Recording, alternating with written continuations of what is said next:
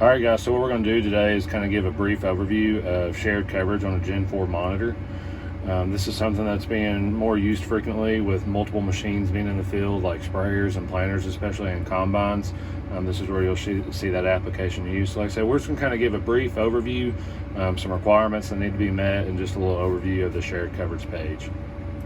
So one of the first things we need to do with shared coverage is I always like to import setup files, so that way we have the same structure throughout our fleet of equipment.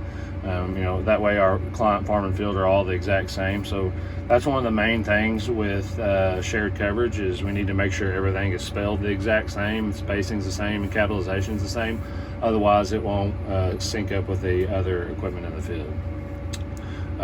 Another thing we want to do too is make sure our operation is the same, so planting and seeding. So a lot of times that'll happen automatically, especially with newer sprayers and newer equipment. The controllers will sync through and your operation will be set automatically. But for example, you can't do shared coverage between a planter and a sprayer, or you can't do it between a sprayer and a combine. Not that you would ever need to, but just that's one of the things we look out for too. Another thing I like to do is come down here with details.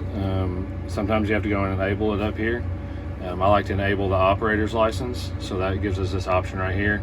And then you can come in here and add your name or whatever license you need to as well. But that way, this gives the other operator, he'll be able to see on his screen, which I'll show you in a second.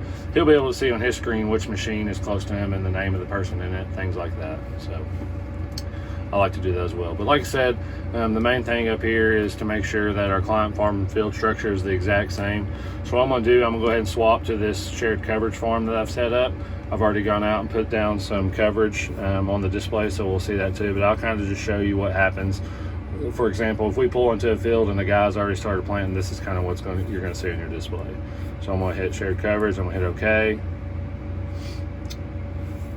And it's going to say resuming work, active operators. What I want to do here, new work or resume work. I'm going to go ahead and resume work because I started coverage earlier. So I'm going to hit resume work, and then hit OK. So now I'm on my mapping page. So here you can see I have two different colors of coverage here. This light blue coverage is the coverage I've done with this other tractor beside me, and this dark blue coverage is the coverage I've done in the tractor I'm sitting in. You can see here this little black dot represents the other tractor sitting beside me, and then like I said, that operator's license I talked about earlier, you can go in here and put in your name and you can see who's in that tractor. So it comes in real handy when you have multiple machines in the field. Another thing I like to do is I like to come down to the bottom and put the sharing icon down here at the bottom. You can see that. You got to go through Layout Manager to do that, but I'm going to click on it and kind of give an overview here. So once I click on it, you'll kind of get an overview. Anytime we're having shared coverage options, we'll always have you click on this. You want to go through here, and like I said, you want to make sure your sharing is on, obviously. Both of these are check marked. You're receiving data from Op Center, and then you're enabled to sync data to Operations Center as well. You want to make sure, like I said, all those green check marks. Here's just kind of an overview of what you're doing. So client, farm, field, and then it tells you your operation, what product you're putting down, and then the two active operators that are in it. The main thing with shared coverage a lot of times is we always want to make sure, we call this the work ID. We always want to make sure that work ID is the exact same as everybody else's that's trying to share. So you'll see this sometimes where that'll get off and guys aren't sharing to other people. That's one of the main things we want to do is make sure that work ID is the exact same. So we can click on here too, get a little overview of products and guidance tracks being shared. So here you can see we have one guidance track that's been shared. So if I click on it, here's just an overview of the guidance track. It's been shared from the other tractor.